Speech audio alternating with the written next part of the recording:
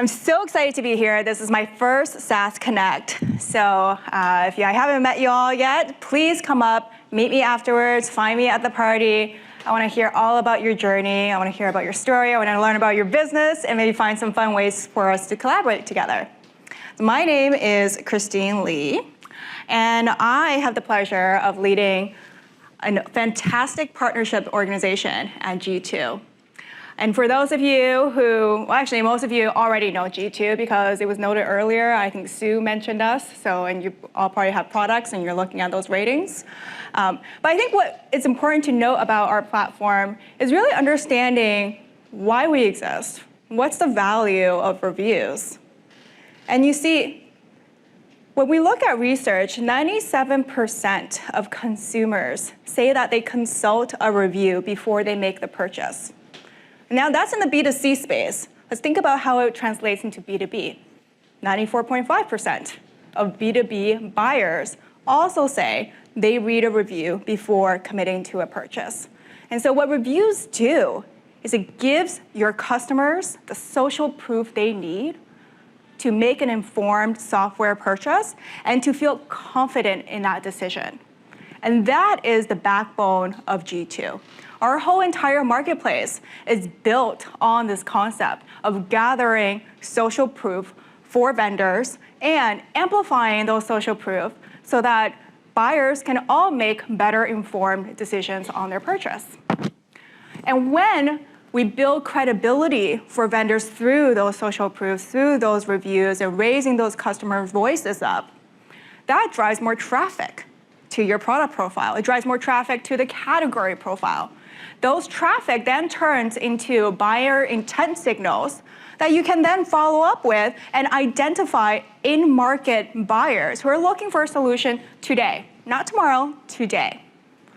And also those reviews generate content that you can leverage in your sales and your marketing efforts. So that becomes social proof you inject into your messaging to validate your value prop. And then the reviews have a ton of insights you can take back to your product team because their real customer experience, telling you their real stories in interacting with your products. And very often in those stories comes up what they don't like about your product, what they wish your product could do better. And that gives you an opportunity to then take that information, advance your product roadmap, come up with new, better products, come up with better messaging, come up with a smarter go-to-market plan so that you can attract more customers who can then advocate for you and who can generate more reviews, and that whole flywheel starts all over again. This is the backbone of G2. This is what we are, and we call this a customer-led growth model for B2B because it starts with your customer's voice. So taking a step back and let's think about the larger marketplace ecosystem. This is what I'm here to talk to you about today. We play a very unique and kind of interesting role in the marketplace ecosystem. There's kind of three pillars that we function across. The first, as we just talked about, G2 as a marketplace ourselves. The second, some of you have already known us in this capacity where we are a vendor in other marketplaces. So if you're a marketer, you probably have interacted with our marketing solutions on Salesforce AppExchange and connect that to your Salesforce. If you are an investor or a VC, you've probably accessed our data solutions through Snowflake. If you are a procurement, raise your hand, anybody in procurement? All right, so it probably doesn't apply to you, but if you were in procurement, you would be interacting with our Track product in AWS Marketplace, and we actually will have some news to follow soon. I got Damon Yee on my team who can give you the scoop. And the last pillar, the third pillar that we play in, is as a marketplace partner. This is very little, not very well known. This is actually reserved for the partnership OGs. And when I say OGs, I mean you've been in partnerships for like 5 or more years. So we're not talking about a long time, but we're talking about a good time. And what you would know us as is a syndication partner for marketplaces, in where we take our ecosystem of 2 million reviews, and then we push that into a network of leading marketplaces. So guess what? The vendors, you only need to focus your energy in driving reviews in one source, and we do the rest of that amplification for you, so it goes into multiple marketplaces that you're on. And if you have a multi-cloud marketplace strategy, you got to work on your profile in G2. You got to work on that, those reviews, because that's what we're all about. And today, we've got over 24 of marketplace partners, private marketplaces, and public marketplaces. So it sounds like an awesome deal, right? It makes a ton of sense, perfect partnership. Well, it's been 5 years since we started this syndication program. And the next few slides, I'm gonna try and distill all of our learnings from the past 5 years into 3 key lessons and takeaways. And so whether you are a marketplace yourself or you're a vendor looking to refine your marketplace strategy, or you're kind of like us and you're partnering with marketplaces, hopefully all of these tips will apply for you. So the first lesson that we learned, and this came on the early onset of G2, this actually came through our existence, is recognizing that B2B review collection is hard. Now hear me out. If we look at the evolution of B2B marketplaces, I gotta give a shout out to Salesforce, because when they launched AppExchange in 2006, they were the true pioneers of B2B marketplaces. They kind of started this whole evolution off. And then in 2010 and 2012, we saw this big boom in B2B marketplaces, and that momentum continued throughout. And by 2018, if you're an enterprise tech company, you either already have a marketplace, or you have plans to build a marketplace, or you're starting to explore and scope out a marketplace. And then fast forward in 2021, companies like Partnerfleet came into the picture. And then all of a sudden, marketplaces are not reserved for large enterprises anymore. They can be stood up by SMBs and be scaled at a rapid pace and be used not just for transactions, they can also be used for partners. So I'll talk a little bit more about Partnerfleet and how they're really changing the game, but shout out to Kenny, who actually wrote the first code for G2's review syndication API. A lot going on in that background. No matter if it's 2006, or 2012, or 2018, one constant challenge that remained across all the marketplaces was this ineffective ability to generate reviews. And why is that? It's because, like many things in B2B, we shadow B2C. We're a step behind. Think about consumerization of IT. Oh, my hair is getting in the way. Consumerization of IT. Think about the democratization of data. Think about digital media. Right? Think about all the analytics we have. A lot of what we do in B2B follows the footsteps of B2C. However, we need to recognize that B2B reviews is fundamentally different. There is nuance here. And think about your own experience. It takes me maybe 10 minutes. Okay, 10 minutes if I want to write a really good review on Yelp. But if you ask me to write a review about a B2B product I use in all its complexities, it's hundreds of thousands of dollars, that's going to take me a while. I'm going to be looking at that free type, blank square for a good 20 minutes, and then I'm going to give up. And for all those folks who've ever been in customer marketing, that was one of my earlier marketing jobs, shout outs to you, because getting a case study from a customer takes a village. And at the very minimum, it takes 16 weeks. And then you get out of the door and you're met with skepticism, because they're like, oh, you faked that. You probably bribed them. So it's a whole mess in getting B2B customers to vouch for your brand, to do that publicly, and to do that in an informative way where it adds value to buyers. This is where G2 mastered it. We set out, our whole mission was to inject trust and transparency into the software purchasing cycle. And so we knew in order to get reviews right, we needed to invest in the necessary infrastructure to do it. And that's a combination of AI, it's a combination of human touch, and a really robust verification process. We have a research and data team of over 30 employees. We have an outreach team of over just about 11 employees who independently goes and finds customers of our vendors and asks them to do reviews. We have our standard review form is 65 questions. 65 questions, not a blank, free type form, 65 questions. And the intention behind those 65 questions is not to inundate or scare away the reviewer. It is to guide the reviewer because we know that B2B products are complex. And we got to give you some guidance on where to start so that we can extract the right information that's going to be valuable for buyers and help you through this journey. And through all of that, we require every reviewer to log in either with their LinkedIn credentials or through their business email address so that we can validate their identity. That whole end-to-end validation process can take up to 24 days. And still, G2 rejects about 32% of reviews that are submitted, either because they don't meet our validation criteria or there are content criteria. So there's a ton of resources that goes into just building that review collection infrastructure we have. And when we think about marketplaces today, they don't exist because of what our purpose is. They exist to make transactions easier, to make procurement easier, to make security easier, to get everything into one nice bill, and that's what they should be doing.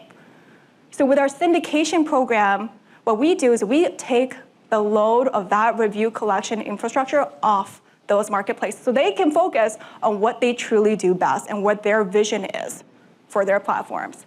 But we continue to inject that social proof so that buyers, no matter what marketplace they're on, can make informed software purchasing decisions based on real, authentic reviews about those products.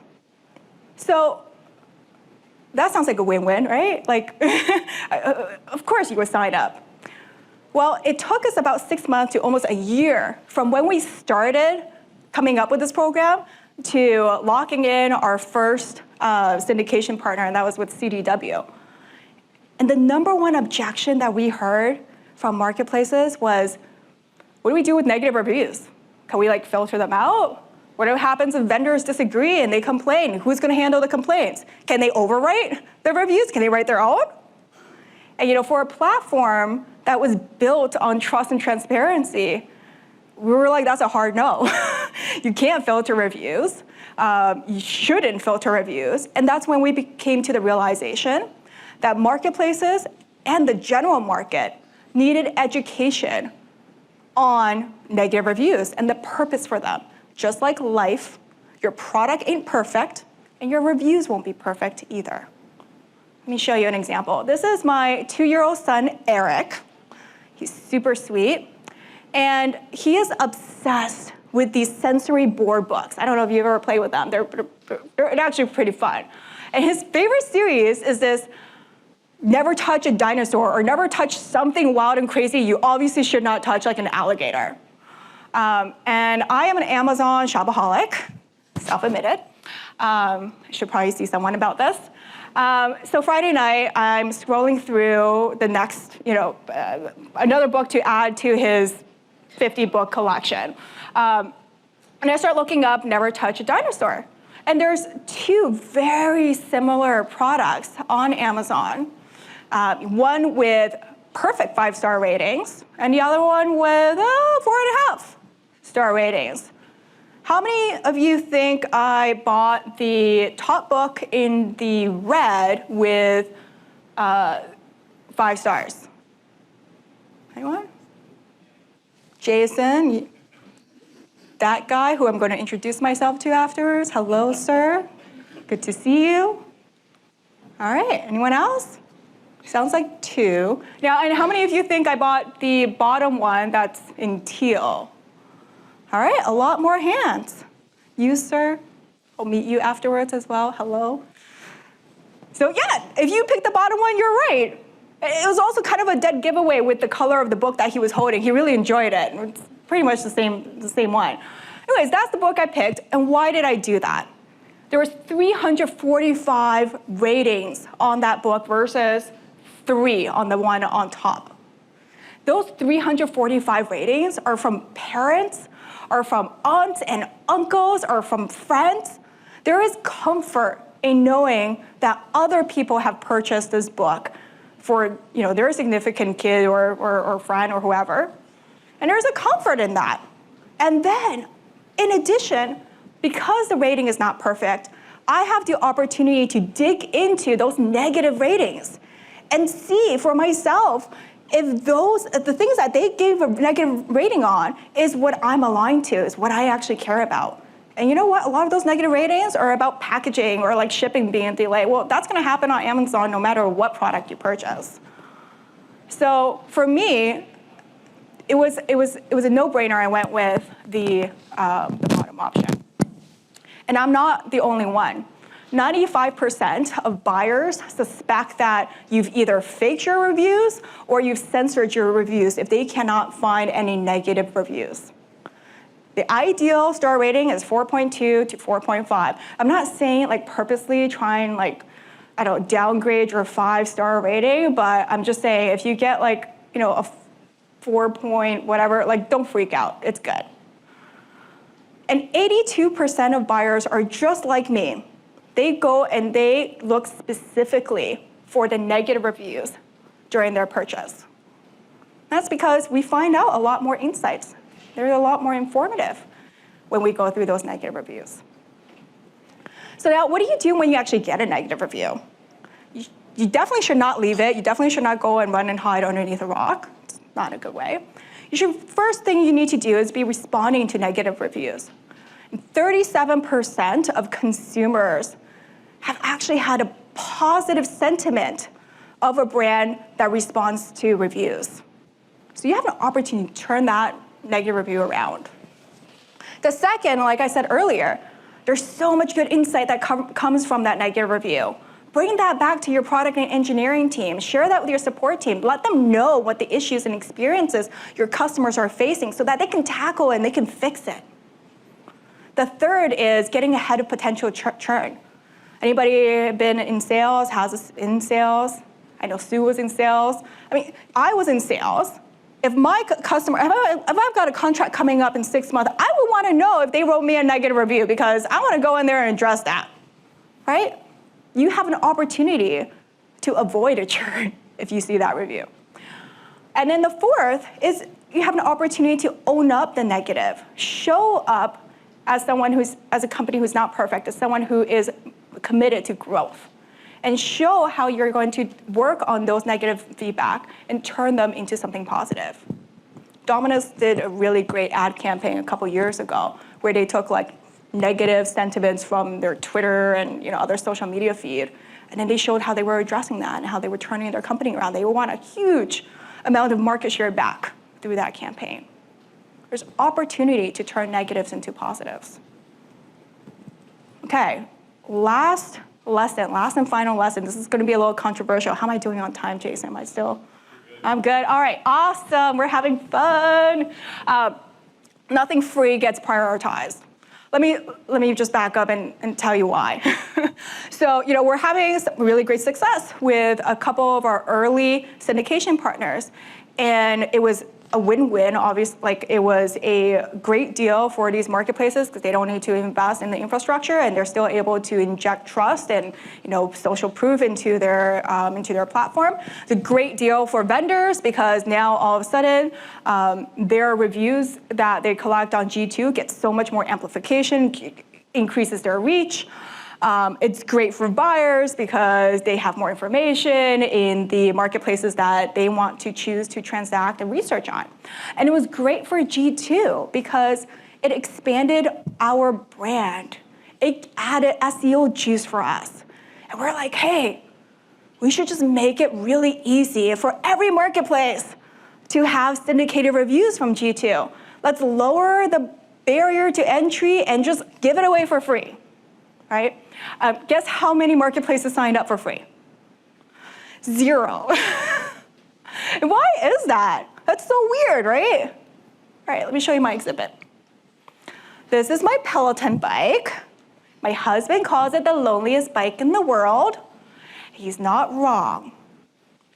I got this bike in 2021.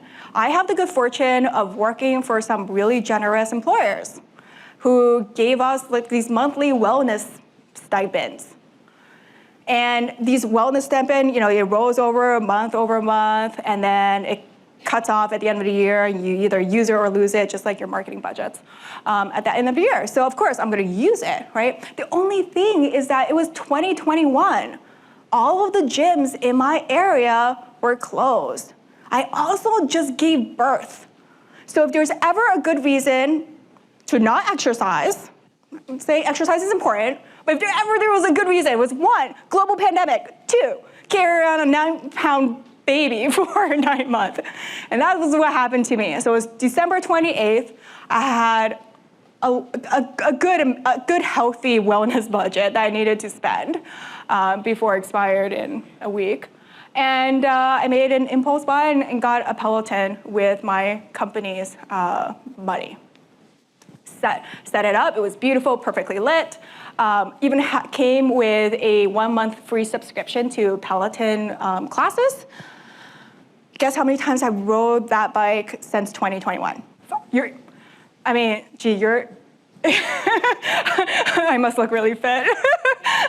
Twice! I rode it twice, and that was like last week when I took this picture because I internalized the sadness of my Peloton.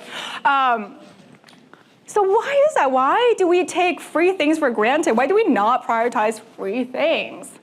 Well, if you're in economics or in psychology, you probably have heard of the sunk cost fallacy. And this is where you've spent something, you've spent some value, and that value is never coming back, never. So if you've got a pair of pre-COVID designer jeans sitting in the back of your closet that you're, even pre-COVID, you were like sucking it to fit into, and it's not gonna fit anymore, but you still hold on to it because you invested money in that and you want it back. And in business, we call that ROI. You see, when you spend money in business, you're going to have people holding you accountable to that money. When you spend money, you've got your manager, you've got your finance department coming up to you and going, where's the return for that investment? When you don't spend money, nobody talks about it. And so in order for us to get prioritized, we figured we needed to monetize. And that's how we grew our ecosystem of marketplace syndication partners. So wrapping up, B2B review collection's hard. Don't try to do this alone. Give me a call. And just like life, your product ain't perfect, your reviews aren't gonna be perfect, so embrace those negative reviews and find a way to turn them into positives. And then finally, nothing free gets prioritized. Really think about how you pair the price of your offering to the behavior you're trying to drive. Access does not equal to adoption. Thanks so much, Christine. I have a question about just your last point, total recency bias. Yeah. But you mentioned that you should price according to the behavior you're trying to drive. Can you share a little bit more about how that turned out in your example where initially you went to the partners and it was for free? What kind of was the model you came up with that would drive the behavior you would want them to exhibit? Admittedly, it's a hard one because we were the first in the market to come up with this offering, right? So I think it was a combination of figuring out what similar type of data would be valued at in market, what similar things are happening in the B2C world and how much they would be charging, and then also the reality of how much B2B marketplaces were willing to invest. I think where we found a healthy balance is at a point where it was enough for it to matter, where finance or senior leadership would look and see the red line and go okay, what are you doing with this? But not so much that it becomes an overtaking initiative of its own. We also looked at things like, is the marketplace just a transactional marketplace? Are they actually making money off that marketplace? Because if they are, we should probably charge a little bit more. If we're talking about a partner-led type of marketplace ecosystem where it's non-transactional, it's another area where we look, okay, well, maybe we shouldn't be charging so much. We look at the size of that marketplace, how much data is actually flowing through, right? How many listings do they have? So those are all things that weigh into it, and to be honest, it's 5 years, but we're still learning. And we're still trying to find the right balance and weighing in all those type of considerations.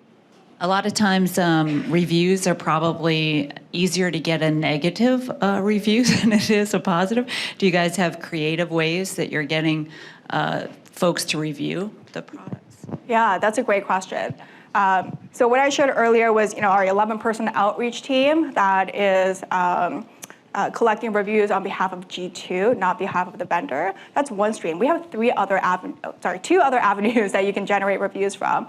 The first is vendor outreach. The second is actually through our review lever integration partners. So in the normal operational flow of CX or NPS feedback, you can ask that recipient to put in a review. Now you're going to have a mixed review, right? You're going to have some that's going to be positive, and you're going to have some to be negative. I think my takeaway is don't be afraid of the negative ones. You don't want to get into a position where you're cherry picking, because that's your prospects and customers will see that. Embrace those negative ones, but make it an equal playing ground to gather those positive ones.